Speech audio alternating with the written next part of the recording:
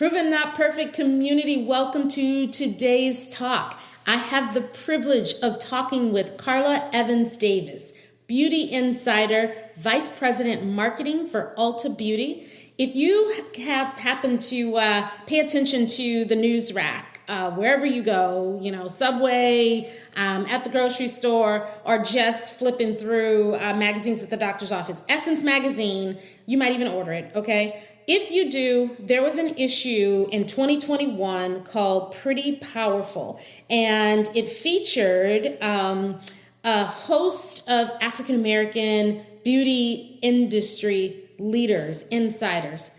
Get the journal if you don't have it, or research it if you just want to read. But today, we're going to talk with one of those pretty powerful beauties, and it's going to be pretty inspired.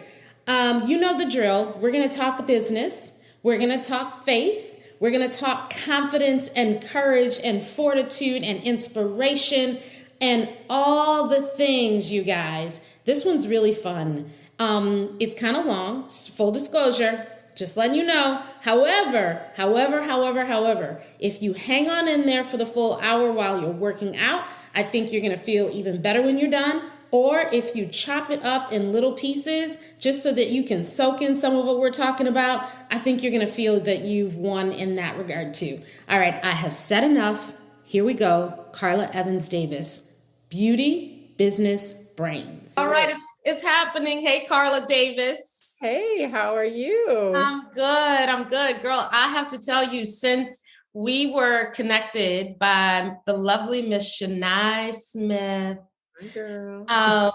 man, I resonate with why she thought you were someone that I needed to know. I'm blessed by the fact that she thought that we should connect. And I've just been so inspired by what's on your mind.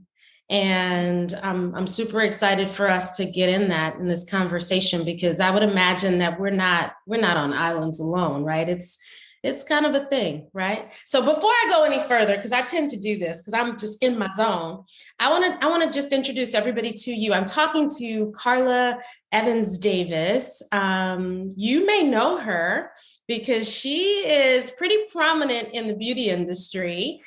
She's been featured in the likes of Essence magazine. In fact, I think it was like Pretty Powerful or something was the segment that they did that included you, Karla, and a few other beauty baddies that look like me. Man. We were in there loud and proud. Absolutely. That's what I'm talking about. And so I think this segment has the ability to be truly inspiring to our daughters, quite frankly. And so many times when we think about conversations, we think about them for ourselves, where we are at this point. And now with a daughter of my own that's 23 years old, I realize how much she's been watching, she's been listening, in particular, as I hear how she articulates her own things, right? And so that's what this conversation is about. But let's backtrack. So Karla, tell us a little bit about, your own self and vision as a young Black woman who had a dream. What was your dream? Where did you see yourself, your future self? And, are you there yet? Wow. So that's a lot. We could probably spend way more time than we have to talk through all those things. And just, as you were saying in intro, like I just feel so truly blessed to have made this connection. Shania is one of my longest running friends who knows me better than most people do. And so it is not surprising that she would know so well that we would connect so well. So it just, again, testament to friendship that's so much more than that and how it continues to give. Yeah. So really excited. Oh, girl, there was so much right in there. Girl, look, let's stop, pause on that. Like real friendship where, it just gives, right? And it doesn't have to be sitting with you every day, 24/7, but it gives so much love. Oh, right. It does. And it makes you better. And it reminds you of how far you've come and how far you can go when you've got the good ones, right? Because they push and they applaud. And that is absolutely what, Shania has been to me, that my prayer is I have been to her, and that my hope is that I am to anyone in my closest circles. And I mean, you hit on so many things just starting off, Chandra, when you just talk about like this conversation being for our daughters. And can we just put a pin in the fact that yours is 23 because you look 23? There. That'll be another segment about your, skincare regimen and all the things. But a mama that's 52 loves what you just said, girl. Oh my goodness. I'm like, you were giving me all kinds of just throwback beauty. So thank you. So yeah, but no, I mean exactly that, because like you said, our daughters, I have one that's 5. Right. And I think we all often take for granted how much they are watching and how much they are listening.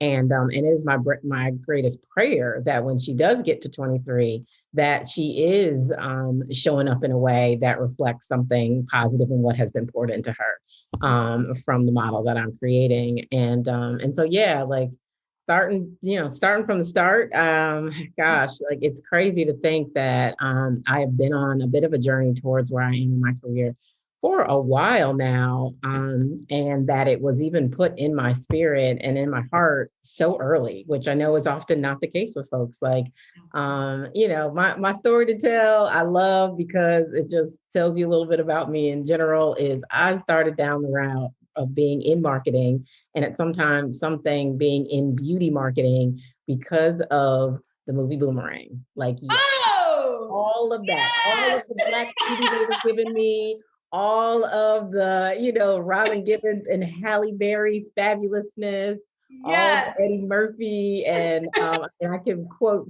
so many of the lines from that movie even now. But I saw it probably like high school, maybe late middle school. And, of course, the story is not about that. It's about the love triangle and all these kinds of things. But there was something about what they were doing and how they were showing up in beauty, and that the story centered around Black beauty and Black brilliance that just resonated with me really early. And I was like, I don't know what they're doing, but I'm going to do that. Karla, that's amazing, right? Because now I'm a throwback, because I'm your big sister. So I throw back, and I'm like, notice I wore the red earrings for you, sweetie. I was about to say, I was checking those earrings. Hot pink on other days, but red today for you. And I got a little pink for you. So all right, see, that's how we roll.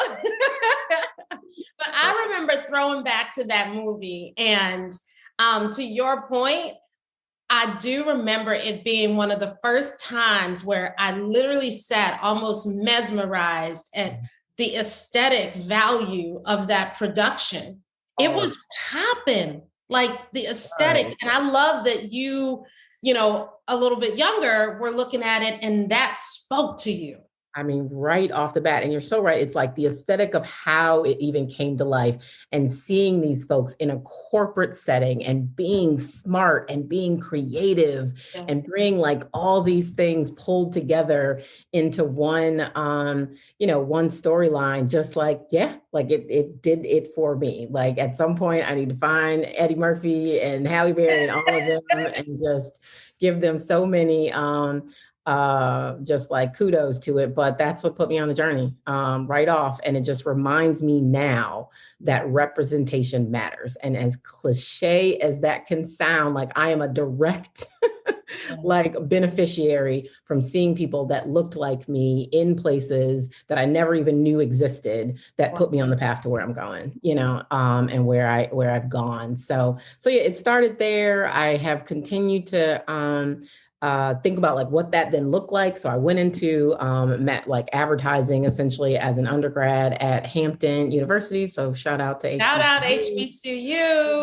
And got a great opportunity to get exposed to what is called client side, which is essentially like the more traditional marketing types of roles through Johnson & Johnson, and through a Black woman that was at Johnson & Johnson that came back to her school and to look for interns, right? So just that give back, that pay forward element was, seated in me, because I am absolutely, yet again, a beneficiary of her ask of her company to say, hey, if we're going to have interns, I want to be able to go back to my school the same way that y'all go back to y'all schools to find some people to play in these roles. And it blessed me such that I was the first in class of undergrads to go straight into brand management, which you typically have to go through like your MBA. So, you go out of college, you go do a job for a while, you go back to school, and then kind of people show up in brand management. Because that's really the P&L. I mean, that's exactly you right. went straight from the science and function right to P&L management. That's where the dollars are.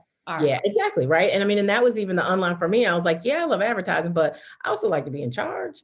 And I like the idea of entrepreneurship. I like doing it with like other people's money. So like brand management was just a really good mix for me. Right. It was like entrepreneurship, but a little more structure, because that just, the two pieces together, I think just work for my personality. And you're right. Like it was ownership of driving and running a business. And using, like all of the levers that you have in order to do that. So got me into a trajectory of brand management early on. And then even the process of that program was a mini MBA kind of connected to it. So you would be like 3 months in rotation, then you go away for a few weeks, and actually they trained you at Wharton, and then you come back, a couple more months, you go back. So you did that for 2 years. So ultimately got great experience there, great just education, and cemented that like, yes, being in marketing is absolutely for me. Right. So that was even great that like I could get to that clarity pretty early in my career versus it being like having to still jump around and going into something and be like, oh, this isn't what I thought it was. So just thankful of that. And then we're able to just kind of make some moves that were about getting more into different types of brands. I like the idea of big brand. I like the idea of brands that mean something to people. But I also knew that like beauty and culture and fashion were always my like internal passions as well. Like on campus, I was like, part of the crew that put all the fashion shows on. And, loved it. Like it just had been like beauty and fashion, right off of the boomerang thing. All right, let me ask you this now. Now we have to talk about this. When you think about fashion forward in your journey, when you think about the craziest fashion that you thought you were fly, jiggy, fly. I'm going to give you a second. I'm going to tell you what mine was. This is circa 1984. Do you remember Forenza? Forenza was a brand at Limited Express, okay? The Limited Express, I can go there with you. I'm going. Limited Express had a brand called Forenza, and they had these shorts that were somewhere between board shorts, but not really. So they had a little too much leg fabric. They had elastic around the waist, and they hit you kind of at your knee. And it was somewhere between I'm preppy, I'm not preppy, I'm punk, I'm not punk, right? So I'm taking you back to the days you don't remember. Like, wow. Right? Girl, you couldn't tell me that with a big flowy silk-like top. And some Mia shoes with the little holes, maybe around the toe that kind of was a little pointed. You had the whole thing together. Look, the hair booming, bigger, but in a different way, in a curling way. With those rollers that you used to put in, the little pink rollers at night so that you could like hold it. Yes, girl. Yes. Girl, you couldn't tell me. I'm sure. You still be fighting today if somebody tried to tell you something. Thank God those pictures don't exist on the net. Okay. Thank you. I mean, that tell me yours. I want to hear yours because you clearly were in the fashion lane. I did. I thought I was all fashion. I will tell you, like now, looking back, we might need to, there could probably be a little bit of debate, but definitely like I will say one of my things and even, the homies that know me, Shania and all of them will definitely be able to attest to this. I had this like preppy, like the rayon shirts that also were like real busy. Like I could wear a rayon shirt for y'all, like the button up, it had to be buttoned all the way. And I had two older brothers, right? So the crazy thing is I used to like swipe from them. So they were always so big, right? So big of them. But it'd be like these button up rayon shirts with like big black polka dots or like purple and yellow paisley. Like you could not tell me anything. I even had this vest situation because it was a situation. Right? I had a vest. We could have been twins. I'm telling you, got the rayon shirt with the vest. Oh man, you were ready, girl. I was ready for it. But so, you know what? As I think about it, and we share some laughs. At the end of the day, I think all of that was part of what put us on the path that we would inevitably get on, because you had the confidence to know what you were drawn to and what you liked, right? Yeah. And something as trivial as, I know I'm standing out, but I think I look good and fly, right? And I'm okay with that, right? And it is like, I give my parents so much credit. And, you know, back to this conversation about like the how it then helps me think about how I show up, like them giving me the space to just like be, you know, and giving me the space to try to figure out what that looks like. And now my mom, you know, in the corner, she used to be like, Lord, why?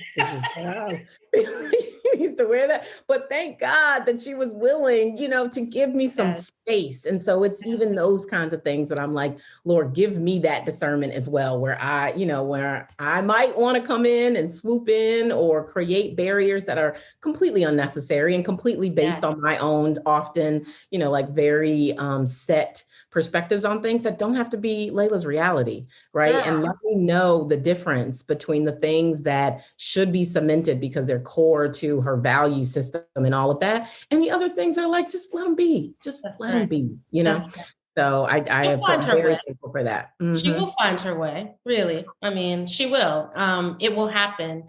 And you will be on the side cheering sometimes and then holding your hands behind your back, because you know you're even going to have to let her fall, right? Yeah. Oh, I love that. Okay, so now you're at Hampton, you're doing all the fashion stuff. You're like, okay, I'm going into brand management. Mm-hmm. Take us from there. Right. Yes, continuing through. And I think it's also like, there's so much of this like planning and providence that I absolutely see as a part of my journey, right? Because there were some things I knew I wanted to get to, but the reality also is it wasn't always super clear how to get there, you know, like even having a passion and having some things that I knew I wanted to do, it wasn't always laid out in front of me of how it was going to work. And that's okay, right? I think sometimes we feel like we got to have it all figured out. And when we do those kinds of things, and it even has been like in the most recent stuff, as I know we'll get to, talking about Christ-centered careers, like it often sometimes is our hindrance because we think we got to have it all figured out to keep moving forward, right? And it completely discredits that like there is an orchestration so much bigger than us that's putting all these things together, right? And just do your part, right? Like just walk the lane that I'm giving you, and then I go to a place and then I will show you, right? Like it's that whole kind of thought really early on is just like just play your role. And so like so much of it had come down to, you know, I was in brand management. I ended up moving to Chicago. I was out in Philadelphia after I left Hampton. Because my dad actually was pretty sick, and I'm from, you know, Milwaukee. That's another thing we got. As a connection, I'm a Milwaukee girl. And while it didn't make sense to go all the way home, it was just really nice to be someplace closer. And that even came through a whole lot of prayer and God working it out, because as I was getting kind of to the end of the program, I could have moved into another long-term role at Johnson & Johnson. And then that would have kind of cement where I would be in that company for a bit. And so I was trying to align best case scenario, like if I was going to make a move with when the program ended, so it just didn't have to get too disjointed. And nothing was really coming through until very, very last minute. A role popped up that was supposed to be in Philadelphia for Pepsi. And I was like, great fit, but I need to get to Chicago. And the one was like, funny you bring that up. This role is about to open up in Chicago. Wow. And like, we should then start interviewing for that. So quick, you know, all these changes, I literally was able to move right as the program was ending into a role with PepsiCo that brought me to Chicago.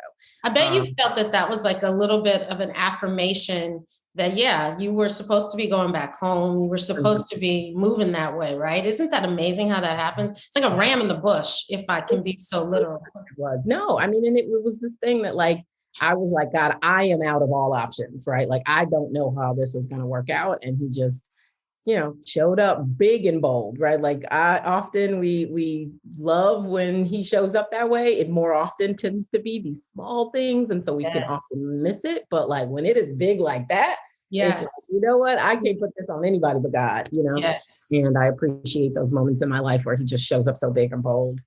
And so, yeah, made it to Chicago, continued to kind of build into brand at PepsiCo. Pepsi, which is so cool, it's just like a big brand city, right? Like they're the ones that bring Beyonce and all the things, right? And Michael Jackson, even. Michael Jackson. Yeah. You see, I put Beyonce at the top because Yeah. I hear you. I love her too. I love B too. But I have to go back to my first crush in life. Oh, sure. But yeah, I mean, that is like the home of just like big, bold, like marketing. And so if you are a marketer, it is definitely one of those places where you want to be able to cut your teeth because they just know how to build brand well, and build brands that like are, about sugar water and coloring, but you can feel something about it. Like that is why they're so good at it, is when you get down to the products, they're often very parody. So it's so much about like, how do you build a brand to mean something to people. It's just really, really good learning ground for that kind of thing. And then like, it also, again, these testaments of things that come into your life where it's like, I had a mentor. She was a lead of HR, Black woman, amazing, who had given me along the way this advice about the idea of never running from a job, but run to a job. Yes. And I did the exact opposite of what she told me. And I bring it up because of exactly that, right? Of where like we get some real good insights sometimes, but we can be bold-headed. And after 10 years at PepsiCo, I was just ready for a change. Stuff wasn't happening for me the way I wanted it to. I just ended up moving randomly to another company. And a week into the role, I was like, this ain't it. This is not it. Not cleaner, and it felt like a complete like digression, because then I went into just a really dark spot of like, I should have just stayed. I should have just, right?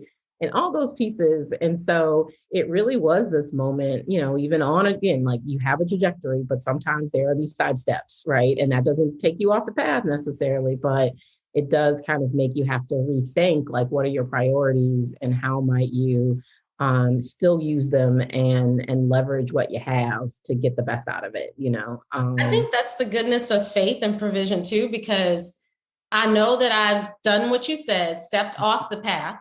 I really believe you can. However, there's so much sovereignty that when I call out and say, I know I'm on the wrong street. What do I do now? How do I get back? Something is inevitably right there to pivot me right back to where I know I should have been all along. Tell me about it. I mean, like, it is just the amazing. I mean, when we talk about amazing grace, like that is what it is, right? It is that grace that, yep, you did not do what probably was ideal, but I love you so much. And I will continue to love you that I was just like, help you kind of get back on the rails and it'll be fine. And it showed to be more than fine because in that time, while it wasn't, the best work and the best job situation, like I found myself having to like lean a bit more, more into my faith than I had been in a while, right? Like you become an adult and life all happens. And sometimes, you don't necessarily do your practice just in the same level or vigor that you grew up. Like you're making what it looks like as an adult Christian come to life more and more, especially because I was still pretty young at this point. And this was a great point of like, like digging back down on like, okay, I'm going to find the joy of this day. I'm going to, right? And when I am like frustrated and upset about the situation, I'm not going to whine. I'm going to use it as an opportunity to pray for somebody else. Like every time I feel like I'm down, I'm gonna pray for somebody else. Like, yep, take that, devil. You make me feel bad. Oh my God, Karla, that is such a wonderful weapon that you are sharing with everybody, because seriously, I think we try to battle those things that come into our mind from a place of self.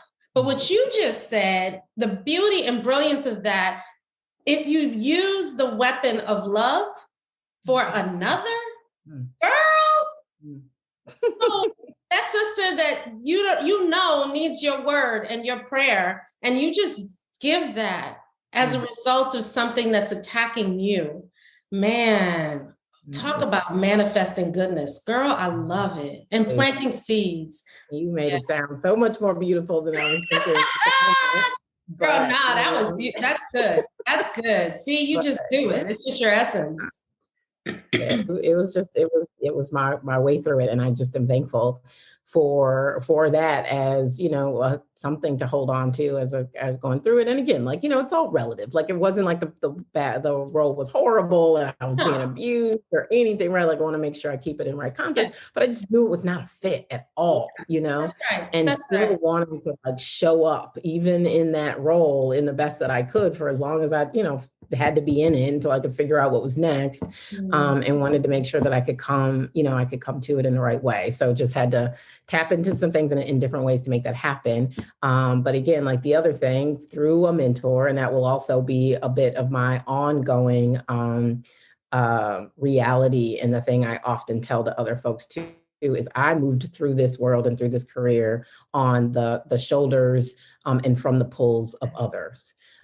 People that pulled me over right into roles. I think that the one role, which was the one I shouldn't have taken in the first place, that I had, that was not because of a connection to somebody else. Everything else has been through relationship. Absolutely. Wow. Like, I got into Johnson & Johnson because of the relationship, again, with this woman that came to Hampton.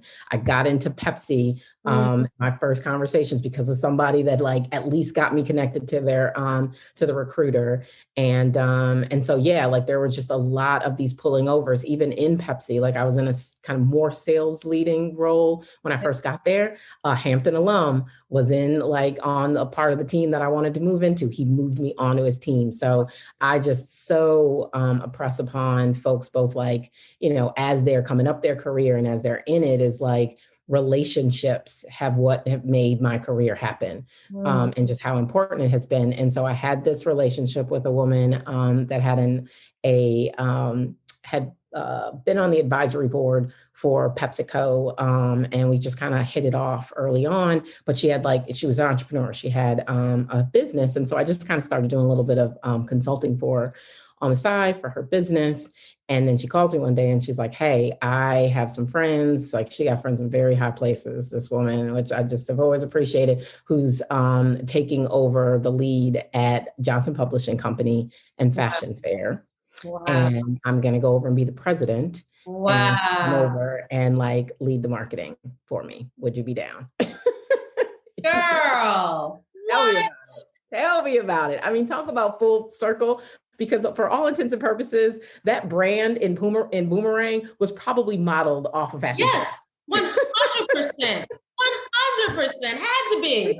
Yes. I mean, like, sometimes I talk about my like story and I'm even befuddled. Like, now, who on Boomerang were you though? Were you the Halle Berry type? The Halle Berry. Okay, Halle Berry. Okay, all right. Because we all had to pick. Talk about it, right? And no shade to Robin and all, but it's strong shade. Somebody might have picked her. Tell me about it. So yeah, so it was like Folks are gonna go watch that movie this weekend. Of course, like everybody. Now it's gonna be in your head. You're gonna be stuck. You feel like you gotta go watch this movie and hear Martin Lawrence talk about how everything is racial. But yes, so I literally left that job right almost exactly at 2 years, which was kind of like I was going to try to push myself to make it to 2 years, because I feel like, on your resume, don't look like you jumped around. And yeah, I got to take over the marketing for Fashion Fair Cosmetics, which I mean, wow, iconic. That's iconic, right? I think of little girl in my house growing up, sneaking in my mom's makeup. When I walk in that bathroom, what color did I see? I saw pink. All little pink compacts. Yep. Little pink compacts, right? And I remember the foundation in particular, right? Used to be my best friend and her nightmare. Oh, exactly. I have it everywhere. Oh, tell me about it. I'm like, I do not know any Black girl who does not have that exact same story, right? Of like being all up in their mama pink compacts, um, and all the little lipstick colors, the rum raisin, like everybody needs a lipstick. Oh, don't talk about the magenta when the magenta color came out. Lipstick. Tell me about it. All of that, right? Like it was embedded in how we saw beauty and how beauty was brought to us. Like they trailblazed into like giving Black women voice and value in beauty in a way that like all of us, right, have been built off of. You are Gen Z, you might not have that same connection, but I feel like anybody 35 plus has that kind of story. You're connected to it through your people, right? You walk in the malls and you'd see the ladies that worked at the fashion fair counter. They had a style and a class and a beauty about them. Anyway, so here you are, fashion fair. Okay. Yeah. Wow. Now, so, this was fashion fair circa 2014, right? So it was in a different place than it had been when we grow up, to be honest, right? Like it had held such a role in our community. I think over the multiple years, it had lost its way. And it had, created a market that then other people finally realized was of value that then people started to descend on. So right? I actually want to put a pin on that one and talk about it a little bit because, man, in so many ways, that is such a truth that we deal with, right? So here you had at one time where our mothers and aunties and cousins and everybody else really only had one solution when they would go shopping for makeup, right? That, and maybe a Mary Kay did some stuff too, right? But, it was really fashion fair. And then when all these others started coming on the scene, we literally did a Heisman in the mall, right? And started looking at the other versions that, no knocking on them, right? Hey, kudos that you're, recognizing that we transact dollars and we spend money, and beauty is absolutely not only something that we desire, but we need to show up to the nines in order to be taken seriously. Hello, Black woman, right? So I just, I in some kind of way, I feel that we just kind of left it. So I'm happy to see like a Rihanna come on the scene for all of us to get to make that up again and say, okay, Fenty, here we come. all the things. And and that is so what has been the kind of story of so much stuff, right? And I think it becomes a microcosm of like how progression has often manifested in our communities, and how we just have to be very mindful that like non-Black isn't always better, right? Like we have been so socialized often to think that everybody else's is better, that I think and everybody else's denotes like, progress and denotes more like, next level. And so because of it, like we often can shy away from the things that are made by people that look just like us. And I just feel like what's been the silver lining of these last couple of years is a resurgence of the value of what we bring, especially to us, even if it isn't always to everybody else yet, because if we can't see the value in what each other brings, how do we expect anybody else to see the value of it, right?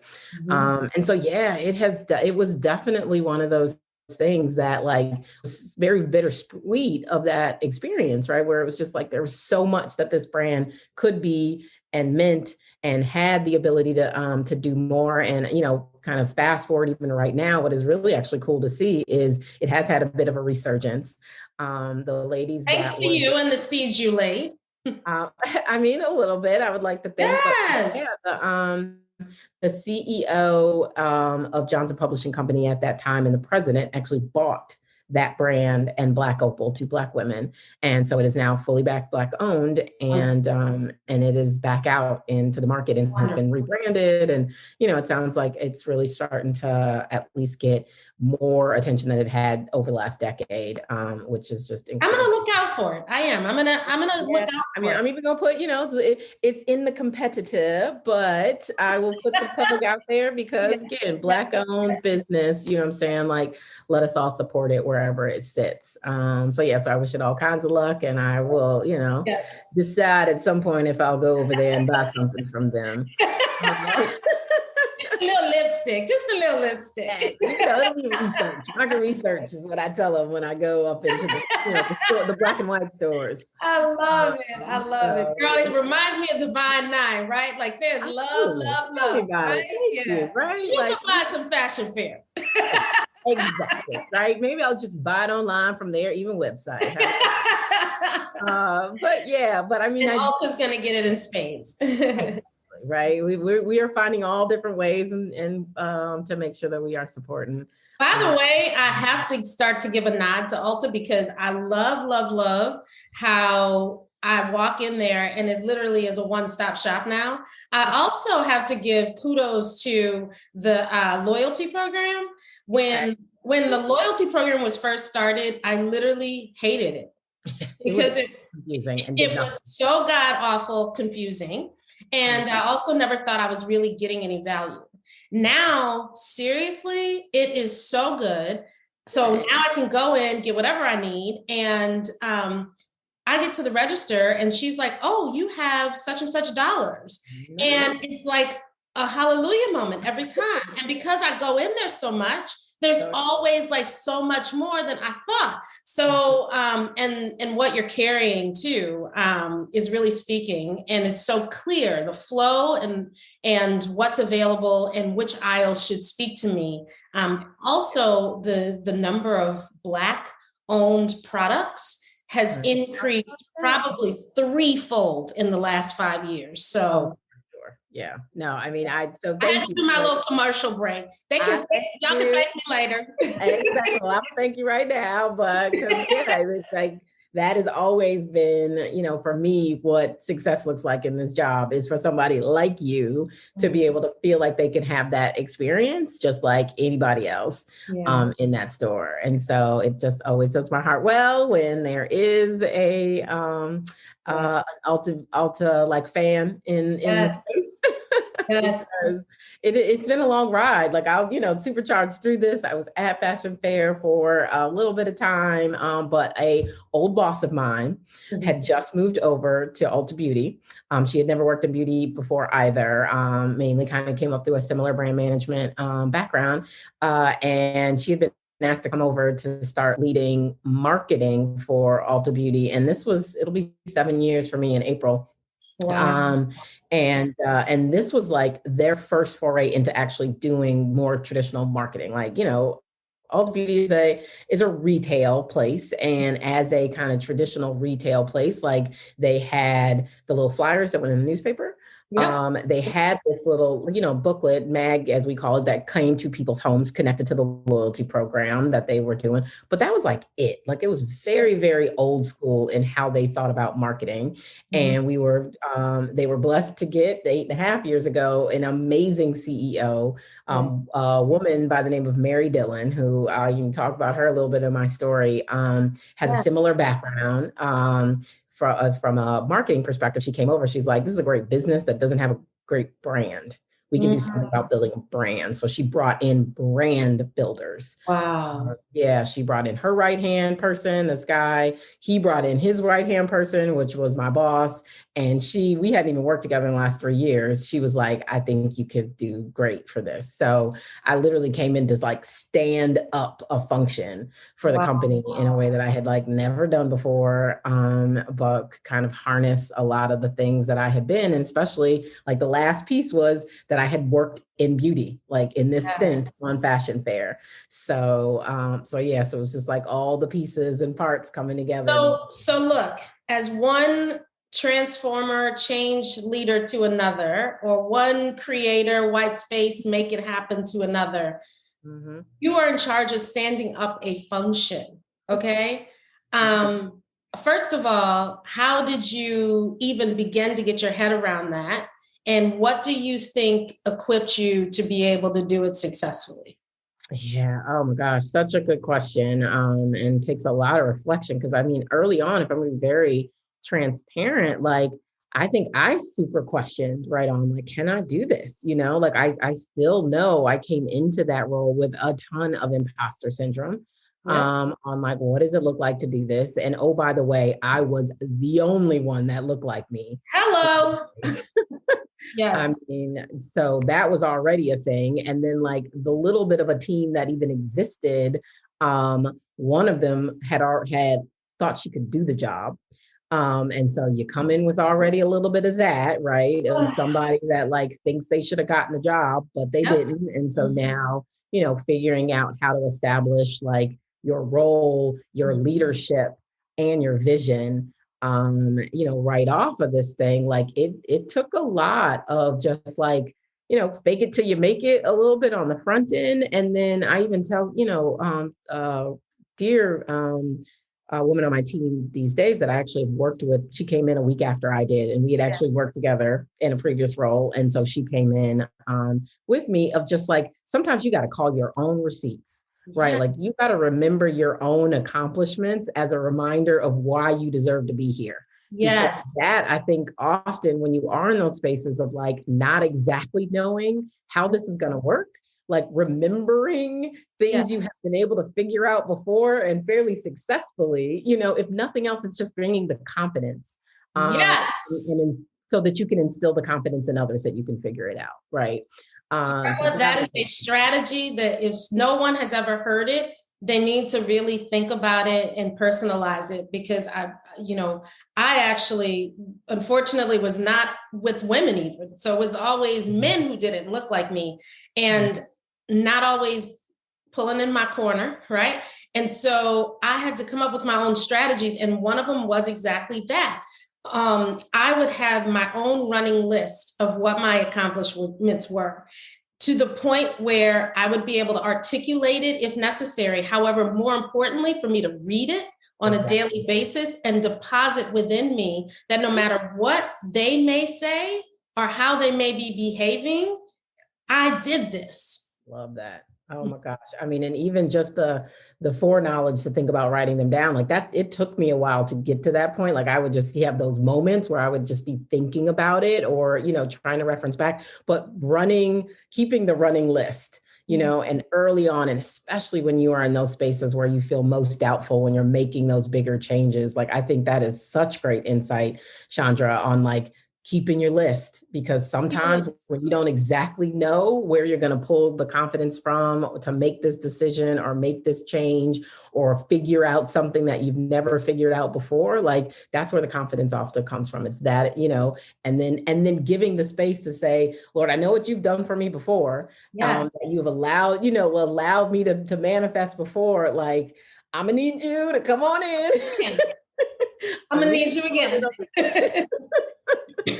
So that had been so. I mean, there were so many times early on when I came in where, like, again, being the only one that looked like me in the meetings, and sometimes the very awkward dynamics of that because it was a time where the company was doing well, which is great, but it also creates this like, well, if it ain't broke, why fix it Mm, mentality, right? yes.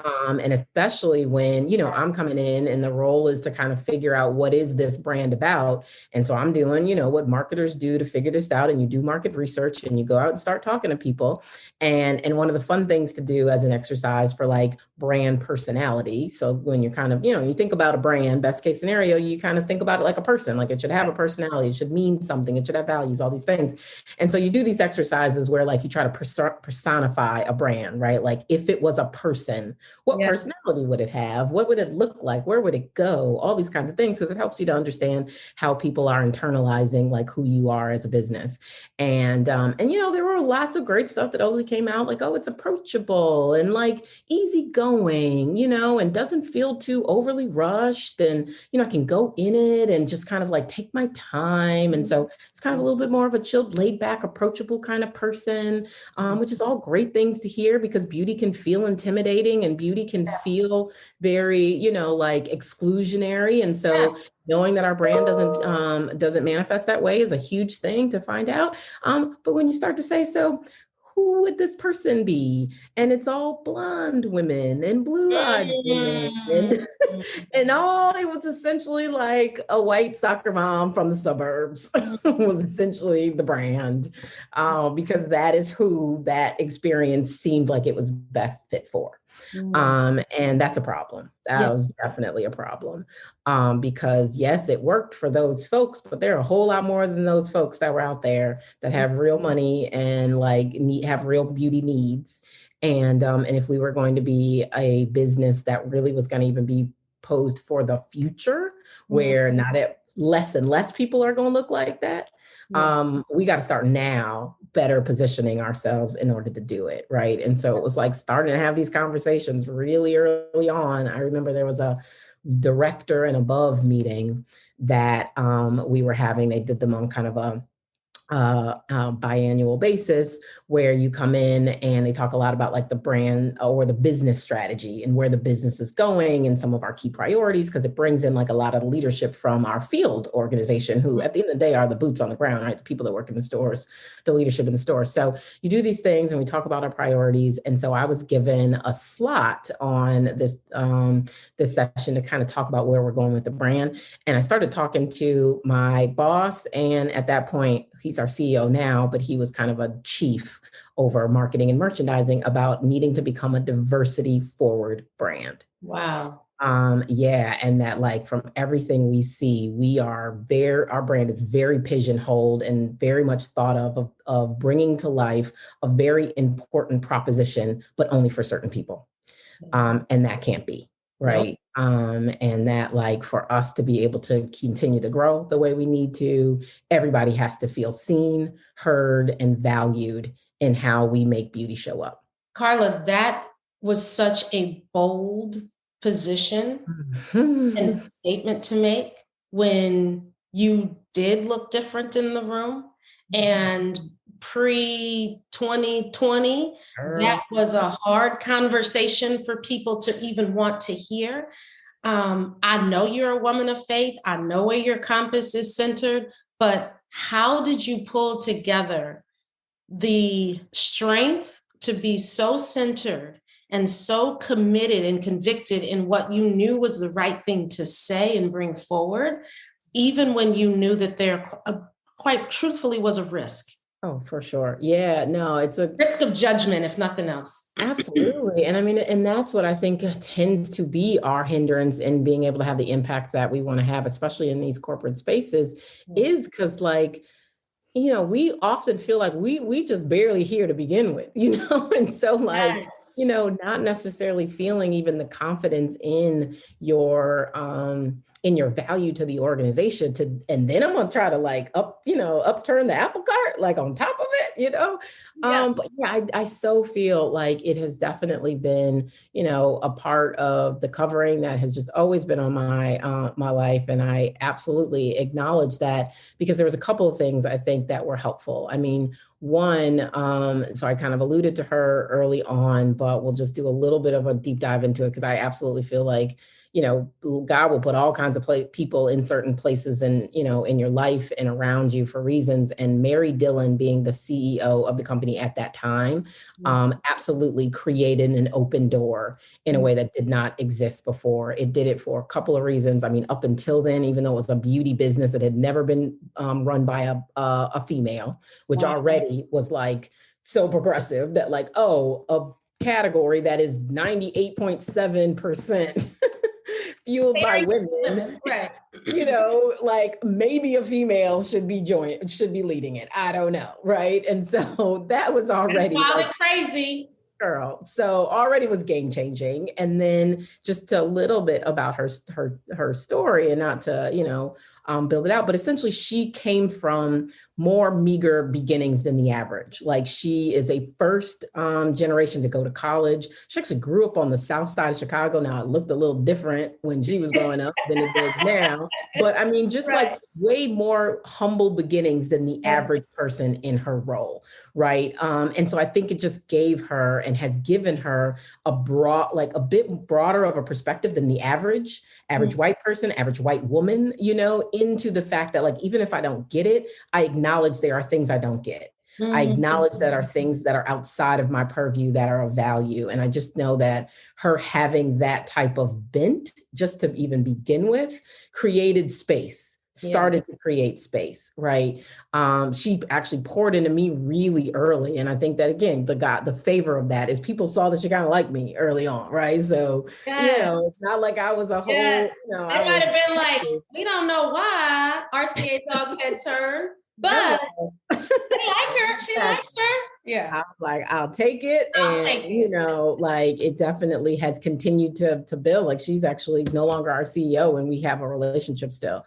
So just really I love that. Thankful for that. So that's part of what started it, right? It's just like there being a space for it, her just being, I mean, just the example of her being there is a push that we need to be more progressive and be thinking differently, right? And so I think there was an element there. I think because of that, her teams and the people that were closer to her acknowledged that this was something that we should be thinking about, is like, what does it look like into the future? Like we cannot be comfortable being great in the way that we've been great before. We need to know what great looks like, into the future kind of thing. So there was that element. I would also say that like as a practitioner of my trade, like be great in it, like part of what I also had to do was a ton of research and data, right? Of like, bring the stuff that I don't even have to tell you. I'm not telling you, I can show you what 2,000 people have said, you know what I'm saying? Like this ain't just coming from me, right? And so being able to bring facts, Party pants. Sometimes you just need some facts, right? Girl, look, if it were not for facts, career would have been a lot harder because you can't argue with the facts. You might not like me saying it, but the truth is the numbers don't lie and the facts do not lie. Exactly. Right. And so that was definitely a piece of it. And I still remember though, like, and this is to your point, like, I just so appreciate when sometimes God will let you look back and like see things in the rears of like, oh, okay, I see what was happening there. Cause when I was writing my outline for that conversation, I'd been trying to figure out language to talk about some stuff. And on one end, there was a lot that we were also talking about of just like the individual groups that we need to kind of have more of a look at of how they're interacting with Ulta Beauty. So when I say individual groups, it's really like ethnic groups. So, understanding the engagement from different age groups, but then also like Caucasian Americans. And I mean, even kind of calling out that like, that's a group versus that like being general market. You're like, no, we're all in this, right? Like there are people, if you break it out, you'll start to see where there are real differences in perspective. And so,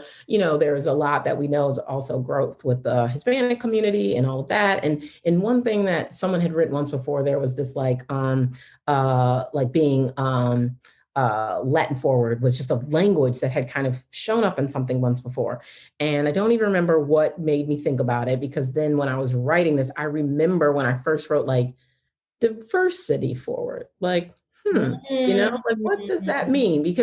Or what could that mean? Because it's like this thought of, the goal isn't to like change up everything, but what might it look like if we become diversity forward, right? Like this idea of like, it is going to be an element of how we move. It's going to be embedded, like the way we show up is going to embed it in where we are and who we are, in a way that just like shows it as a value for us. And it just started to resonate with folks. Like I stood up and did this, this presentation. It was a 10-minute presentation because like everybody had a slot, and I still remember like kind of going over it and making sure that I could get it in my 10 minutes. And like, God bless that moment in a way that I do a decent amount of speaking. I feel like I'm a pretty decent speaker, but that moment just seemed to like have so much presence cracked around it because I mean, it was my TED Talk, and like the impact that it had on people in that me, like, I'm not even trying to like toot my own horn. Like, I am 100% saying that like God just kind of warmed something up, because I mean, people were awestruck by this conversation. And when I even go back to what my notes, I was like, yeah, I thought it was good, but I didn't even think it was like anything. But it just, for whatever reason, I mean, I got text, emails, people stood to clap at the end. Wow. It was crazy. Wow. Okay, that's next level. I still, like I said, like I look back. Well, you're gonna have to send me that speech. I just need to read it. I just feel like that's the thing. I feel like it probably would underwhelm you, because like nothing you do underwhelms me, dear. Now I'm gonna tell you now, little sis, you are not underwhelming in the least. I mean, but I still to this day know that like there was something else happening in that moment to make this, which for a group that was comfortable and thriving in the status quo, to hear 10 minutes of a case being made on why we need to like do this a little different and be here for it, like at the degree that they were here for it. When was this? What year was this? This was 2018. This is what's blowing my mind. This is what's blowing my mind. The visionary boldness, right? Because 2018, let's be clear, everybody listening to this and nodding your head in agreement, like church. In 2018, if we were anywhere near the C-suite of an organization, a leadership team of an organization, and you were a brown woman, you knew that you had to be ultra measured, even in talking about things of diversity, because it was not safe. It was not a safe space. And too often when we did talk about diversity, we had to quickly, millisecond quickly, get from diversity for diversity's sake to diversity for business numbers' sake. Tell me about it, right? Like it couldn't be good. It had to be good for business. Like you had to land it in business. Diversity is good for business. Right? Like, let's be clear. Or you said what you said, and then quickly the conversation went to a business conversation. And it is ultimately a business conversation, but it's also a humanitarian conversation. It's also a conversation of love. It's also a conversation of community. It's so many of those things. And for you to do that in 2018, I definitely can see where you were either going to get applause or you were going to get, So I've had a couple of those times in my career where I'm like, I'm either going to, get celebrated or fired. And it's going to be one of those extremes. Like it's not going to fall in the middle. Who's going to talk to her? I think she was a little, I don't know, she might've been a little aggressive. Right. Or just the crickets afterward, where people come up and be like, yeah, that was interesting. Yes. It's very interesting.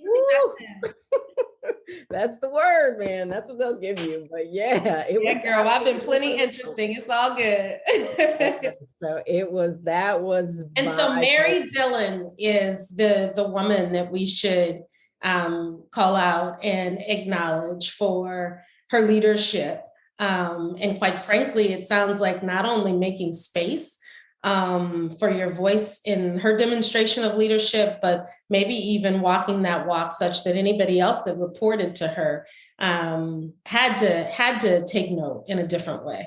100%, right? Like that is one of the other learnings I feel like I've had to this point in my career, is that like, you don't get to these places at all by yourself, which I mean is a given, but I think it's also, especially even for, minorities, is that like, you don't often get to these places without other non-Black folks, right? And that there are folks, because this was a white woman, right? Yes. Who was enough in it with me and enough of an element of this to make whatever I was going to do to be impactful, even an option in this situation, right? And I am so thankful for her leadership, for how she has shown up for that business and for me in a way that like created space for the stuff that now I can create space for others on. So I definitely say that, like, hey, you are all right with me, Mary Dillon, and has always been. So yeah, so that just started a thing. And I mean, it has been since then that, like, it just tickles me to hear people talk about, like, when they started seeing differences at Ulta Beauty, or, folks in my circle started hearing about Ulta Beauty in the ways that they never had before. And people that had shopped it before, and being able to see, like, I come in Ulta Beauty and I can tell it has changed, right? It's changed. And like stuff like that. You didn't even prompt me, and I shared with you my I don't know how many minute commercial, but no, seriously, it 100% different.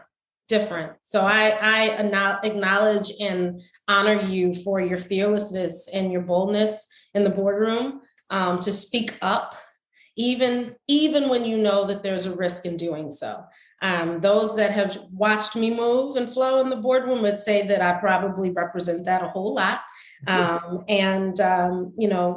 I think the favor that God has given me is that he not only gives me the comfort and the boldness to speak up, but he has given me the ability to articulate difficult things in a way that folks will receive in a non-threatening manner, right?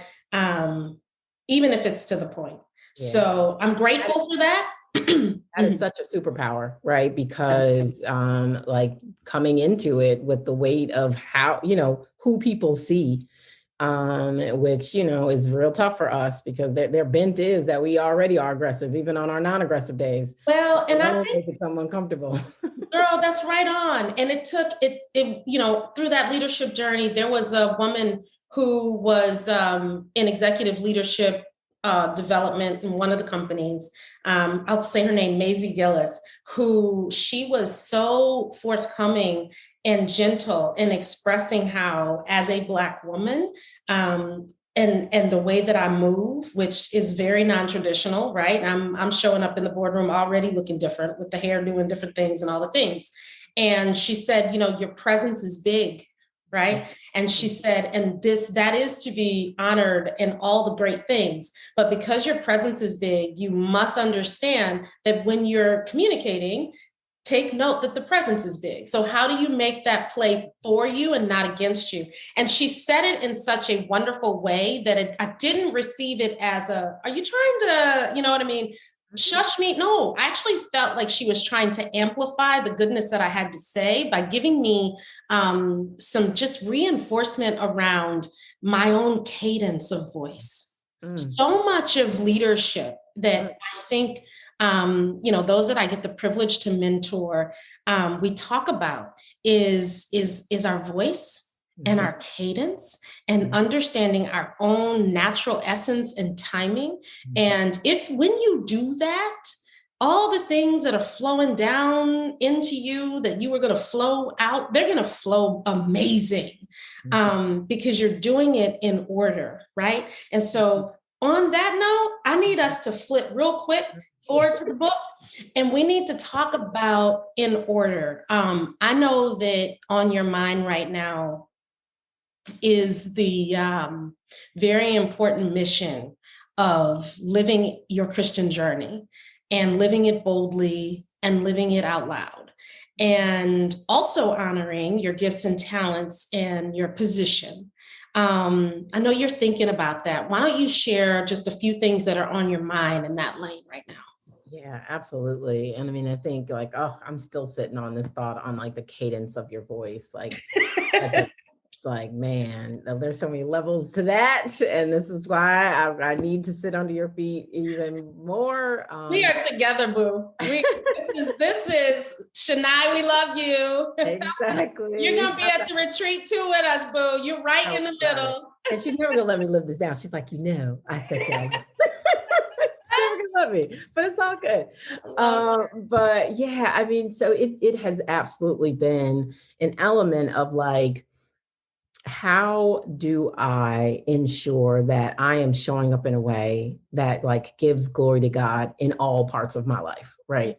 And I feel like as Christians, we, say that often at a very high level, want to give, God glory. And and all of that, but just like really, really, in a very practical, very real sense, especially because I have always been, I mean, I just told y'all my story, like this corporate, this like career driven, this ambitious, like I feel like there's a space for me in business to making impact. Like that is at the core of how God made me, right? Yeah. Like it is too like well ingrained into how I show up every day and how I am wired to think otherwise. And yet, when I think about how I have often interacted with like Christian community or just like development things, like it's never hasn't often been very core to conversations that I've heard, right? Especially when you get into like women's kind of work, like there's a lot of great conversations about, connecting your purpose and all of that, which is great. I haven't seen many times when it has come from the line of like, you are going to be in this work that is so much of your day, so much of your life. Like, here's how we really start to get to infusing that in, and not that like you do that and then you kind of ministry around it. You do that. And then, on Sunday, you make sure that like you show up for church and that you are a part of a ministry, right? Like it often, and in a lot of ways, we tend to compartmentalize our career and our Christianity. And it just always felt off to me, and it's not something that I feel like is a untapped kind of issue with other people. I feel like that's actually what I'm finding out is like, I'm not the only one that is kind of. Oh, you're not. And more conversations I've had have brought that even more to the surface. But it's just like there has to be a way for folks to really start to understand the interconnectedness of work and our faith in really, really meaningful ways. And so that's the kind of the journey I've been on. Like I found, little things along the way that kind of help. But at one point it was just like, it does not exist because it needs to exist. And Carl Davis, you probably should do something about this. And so, it has been a thing that had kind of dropped on me and had been noodling on for a while, but kind of all the way back to the beginning of this conversation, like I've been very blessed to have clear paths of how I wanted to do work from pretty early on. And my barrier on this one is I had no clear path for like how I was supposed to actually do something in this space. Like it just was always like, I need to do it, full stop. Like I never felt like I kind of was like, and this is how, or like I tend to be a very like creative, like inspired person, in ways. And it's like, oh, I can riff, like, you get an idea. It's like, oh, and it can go here and it can do there. And so that's how I'm used to. He didn't release you yet, though. He hadn't released you. Yeah. So I think you're right. Ugh, go ahead. He just dripped. I mean, I feel like he does that to me. Something that was dripped in 2017, he's released me to in 2021. What? Mm-hmm. Like, really? Like, why the time? Like, lapsed? But I had to learn, and you seem like you are so much more clear in this. I had to learn, just because it dripped as an idea, it didn't mean start making up stuff. It meant sit with this as a drip, and you'll know when it's time. Yeah, you'll know. That is exactly what the case has been. And I'm like, I don't even know if I really had even thought about like, that's what was happening, but you're right. Like, it was this thing of like, yes, I might give you that this is something to do, but this might not be the time for it. And that, like, now, as I even think about like when I just felt like I couldn't see past it, was absolutely what was kind of the case. And I mean, so much of that even comes to, I was actually looking at a devotional this morning where it's just like, we can't always really, we're not all ready for the ideas that are in us all the time, right? Like, be there, but like, are we really ready for them? Or are we really at a place, of maturity, of just like, all the other things that need to happen in our life to really be able to manifest them? And I definitely feel like that was a part of it. It's just like, yep, you're just not ready. And then I think there was also the piece of like, you've got to recognize this isn't going to show up in the way that you're used to other things showing up. And that it's not going to always be as clear, and you're not all, going to understand like the A to Z before you kind of start even on A. This one is going to be a little bit more of like just the journey of it is so much of the ministry of faithfulness. Yeah. I feel like that is that faith walk, right? Where you know that there's something really important for you to do. There's a ministry there. And you're surrendered to just let it happen. And everything you need is going to come, right? And these words are so much easier to say out loud than they are to interpret and make your life, especially when you're built like, I'll say, I believe I am as well as you are, when we're built to get the vision, make it happen, get the vision, make it happen, right? I think about myself, like I watch my son, play in his AAU basketball, right? Like if he's at that board and somebody throws him the ball, he's up there, right? He's knocking it in. And that's how it goes. You throw me the ball, I'm knocking it in. Or I'm gonna create a lane for us, right? I'm gonna do one of those things, right? That's how I feel like I'm built, which is where I think, the glory in us is really learning. And I've said this so many times this last year, the lesson for me and the action for me has been to be still. And some people look at me and they say, but you've done so many things this last year. And I was like, yeah, but you got to understand, I did a lot of being still. Yeah. Ooh, I mean, that is even, and I feel like I am just starting to tap into the value of stillness, as a part of just like, not just a nice to do, but critical in my grounding, in my ability to reflect, to hear, like I so know, and the pandemic hasn't always even been a solve for it. Like I thrive on busy. I think so many of us do, right? Like in this idea of like, when I have extra time, like, I don't even know what it means sometimes to just like sit, like you get some extra time, you're like, should I be doing something right now? Like, what do you mean I have nothing to do? Like that just seems so foreign, and I think we've just all kind of operated in a space so often that just like busy is the norm. And what I'm trying to remind myself more regularly now is like busy is the noise. Yeah. Oh, girl. I would say that again. I mean, it is the noise. Is the noise, right? And sometimes we are all just actually more comfortable with like white noise, because we're afraid of what might be there when nothing is there. And so we just fill it. And I have just had to keep pushing myself to not just fill the space for Phil's sake, so that I can be still.